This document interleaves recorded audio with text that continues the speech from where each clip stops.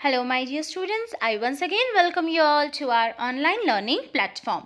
आज के video lecture में हम देखने वाले हैं part third the earliest societies का। बट उससे पहले मैं बता तो दूं हमने पिछले लेक्चर्स में क्या देखा है। हमने पहले लेक्चर में देखा था कि स्टोन एज क्या है और उसके डिविजन्स क्या है। फिर हमने सेकेंड वीडियो लेक्चर में पैलियोलिथिक के बारे में डिस्कस किया।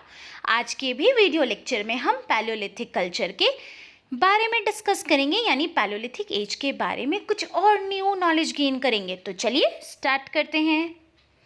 Palaeolithic culture. अब पहले तो ये जान ले भाई, ये पैलियोलिथिक कल्चर के बारे में हमें पता कहाँ से चलता है। तो जितनी भी चीज़ें खुदाई हुई हैं, उन खुदाई हुई चीज़ों से हमें इस कल्चर के बारे में जानकारी मिलती है। अब खुदाई हुई चीज़ों में क्या क्या निकला, तो कंकाल निकले इंसान और जानवर के, वैसे ही प्रिमिटिव मैन के द्वारा बनाए गई सामान मिले, और बहुत सारे तो मैंने पिछले वीडियो में भी बताया था कि रॉक्स एंड केव वॉल्स हैं, उनकी पेंटिंग्स हैं, उनसे भी हमें कुछ नॉलेज मिले। ओके और वैसे ही अगर हमें आज जीता जागता एग्जाम्पल देखना है तो हम नीलगिरी हिल्स के तोदास ट्राइबल ग्रुप के पास जा सकते हैं। उनकी ज़िंदगी जो है वो पैलियोलिथिक कल्चर से इंस्पायर्ड है।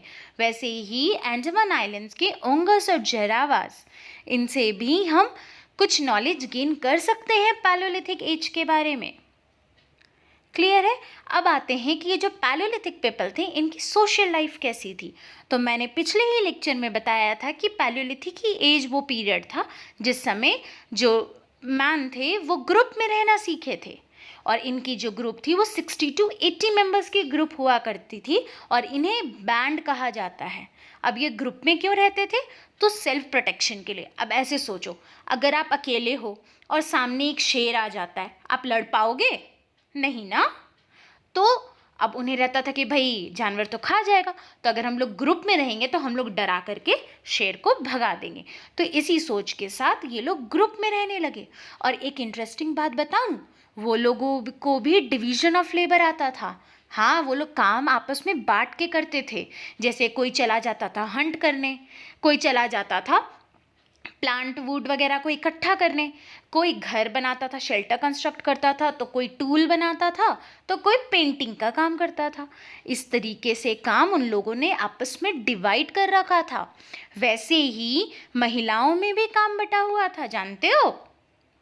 अब महिलाओं में भी काम कैसे बटा हुआ था, तो वो ऐसे, जैसे कि आप ऐसे देख लो, मान लो कि वो फीमेल है तो उसकी जिम्मेदारी है बच्चों की केयर करना, वही मेल है तो उसकी जिम्मेदारी है खाना ढूंढ के लाना।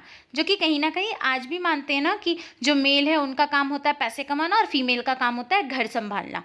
बस ये उसी समय ही आ गया था। क्लियर है। अब आते हैं इनके कस्टम्स एंड बिलीव्स को देखें, तो इनके कस्टम एंड बिलीव के बारे में तो हमें ज़्यादा जानकारी है नहीं। हाँ, बट इतना ज़रूर कह सकते हैं कि इन लोगों को ना नेचर से बड़ा डर लगता था। जैसे मान लो ज़्यादा बारिश हो रही है तो डर जाते थे, अरे कुछ गुनाह कर दिए हैं, वो जो बारिश वाला है वो गुस्सा हो गया है। वैसे ही धूप ज़्यादा जाए, अरे ये जो गोल गोल दिख रहा है ऑरेंज ऑरेंज, ये गुस्सा आ गया, इनकी पूजा करो। तो लाइक दिस इन्हें नेचर से डर लगता था, तो माना जाता है कि ये नेचर की ही पूजा करते थे, जैसे सूर्य भगवान की, रेन गॉड की। ठीक है, लाइक दिस। अब आते हैं इनके ज़माने के आर्ट। डू यू नो, बहुत सारे रॉक पेंटिंग्स पाए गए हैं केव्स और रॉक शेल्टर्स में। मतलब गुफा वगैरह में ना उस ज़माने के बहुत सारे पेंटिंग्स दिख रहे हैं। अब वो भी जानते हो पेंटिंग क्या क्या चीज़ की थी। तो पेंटिंग में ना जानवर दिख रहे हैं, इंसान दिख रहे हैं, और क्या दिख रहा है कि इंसान जो है वो जानवर को हंट कर रहा है, नहीं तो जो जानवर है वो इंसान के पीछे भाग है। और तो जो ज्योमेट्री पढ़ते हैं ना, ट्रायंगल और स्क्वायर, ये सब के भी कुछ डिज़ाइंस जो है वो वहाँ पर पे हमें देखने को मिलते हैं। क्लियर है। तो चलिए एक केस स्टडी देखते हैं। जैसे मैंने बताया प्री हिस्टोरिक आर्ट, तो भाई हमें इनके आर्ट के बारे में पता कैसे चलता है।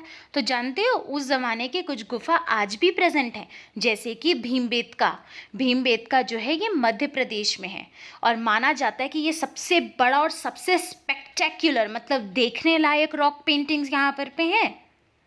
ये एरिया भले जंगलों से भरा पड़ा है, तरह तरह के प्लांट्स एंड एनिमल्स पाए जाते हैं आज भी, बट यहाँ की पेंटिंग माशाअल्लाह और ये भी कह सकते हो कि ये एरिया जो था बहुत अच्छा हैबिटाट हुआ करता था उस ज़माने में, क्योंकि यहाँ के शेल्टर्स बहुत अच्छे थे, यहाँ पे पानी भी आसपास से बहता था और यहाँ के रॉक्स भी अच्छे थे जिनसे कि टूल्स बनाए जा सकते थे। और खाने के लिए भी बहुत सारी अवेलेबिलिटी थी, क्योंकि जंगल आज भी है तो सोच लो उस ज़माने में तो होगी ही। क्लियर है? तो चलिए आगे देखते हैं, इनके केव्स के बारे में कुछ जानते हैं। पता है इनके जो केव्स हैं ना वो आज के मॉडर्न आर्ट गैलरी की तरह दिखते हैं, अंदर से लगेगा आज के ज़माने का। बहुत हाईली स्पेक्टेक्युलर है, बहुत हाईली क्वालिफाइड है ये। और जितने भी पेंटिंग्स हैं नो डाउट वो 10,000 से भी साल से भी ज़्यादा पुराने हैं। और इनमें क्या है तो tiger, elephant, leopard, deer, panther, यही सारी चीज़ें ड्रॉ की हुई हैं। कहीं पे हंटिंग सीन दिख रहा है तो कहीं पर पे दिख रहा है कि एनिमल जो है वो इंसान के पीछे भाग रहा है, जैसा कि मैंने पीछे भी बताया आपको। अब आप लोगों को एक और बात बताती हूँ। अच्छा, याद होगा पिछले वीडियो लेक्चर में हमने पढ़ा था ना कि ये पैलियोलिथिक की एज है जिस समय फायर की डिस्कवरी हुई थी। तो आज के वीडियो लेक्चर में थोड़ा सा जानते हैं कि ये फायर की डिस्कवरी हुई कैसे। ज़रा देखें, जानते हो ये जो फायर की डिस्कवरी है ना वो ह्यूमन काइंड में, मैन काइंड में टर्निंग पॉइंट मानी जाती है। मतलब ये डिस्कवरी वो था जो इंसान ने रिवोल्यूशन ला दिया था, बहुत बड़ा बदलाव ला दिया था। और सबसे बड़ी तो बात ये है ना कि फायर को डिस्कवर नहीं किया गया था, ये बेचारा गलती से डिस्कवर हो गया था, एक्सीडेंटली हो गया था। आर्कियोलॉजिस्ट की मानो तो बेसिकली हुआ क्या, खेलते खेलते कोई आदमी जो है अर्ली मैन वो दो पत्थर को आपस में रगड़ रहा था और रगड़ते रगड़ते अचानक उससे आग प्रोड्यूस हो गया और यहीं से इनको आग बनाने की टेक्निक समझ में आई। अब आग प्रोड्यूस हो गया, अब देखे क्या, आग जैसे ही जला, कहीं मान लो कि घास था पास में, वैसे ही घास में भी आग लग गया और उसी समय एक जानवर आया। अब जानवर आग से डर के भाग गया तो उनको रियलाइज़ हुआ अरे जानवरों को आग से डर लगता है तो आग रखना चाहिए, तो इस हिसाब से ये आग का यूज़ करने लगे। फिर क्या हुआ, एक दिन ऐसे ही ये लोग मांस खा रहे थे। अब मांस खाते खाते मांस का टुकड़ा गिर गया। अब छोटा बच्चा रोने लगा तो जल्दी से निकाल करके मांस का टुकड़ा दे दिया गया। अब जब बच्चा वो मांस का टुकड़ा पका हुआ खाया तो और बहुत ज़्यादा टेस्टी लगा। तो यहाँ से इन लोगों को कुकिंग का भी आइडिया मिल गया, समझे। तो यानी कि अगर हम कह सकें इनिशियली अगर हम देखें तो फायर के क्या फ़ायदे थे, तो एक तो इन लोगों को गर्माइश देती थी, अंधियारे को दूर करती थी, ये इंसानों को फूड बनाने में हेल्प करने लगी और साथ ही साथ वाइल्ड एनिमल्स को दूर भगाने में भी इनका साथ देने लगी और इनके सर्वाइवल को फायर ने आसान बना दिया। इसलिए फायर को एक इम्पॉर्टेंट डिस्कवरी माना जाता है। तो याद रहेगा ना फायर कब डिस्कवर हुआ था, पैलियोलिथिक एज में। ठीक है, तो होपफुली आज मैंने जितना समझाया है वो चीज़ आपको क्लियर हो चुका है। तो क्लियर हो गया है तो अब जल्दी से ये असाइनमेंट क्वेश्चंस को अपने नोटबुक्स में सॉल्व करो। And that is all what we had to study for today. तो आज की पढ़ाई तो डन हो गई। अब होपफुली जितना समझाया है आपको समझ में आ गया है। हाँ, अगर कोई डाउट है तो कमेंट सेक्शन पे पूछ सकते हो।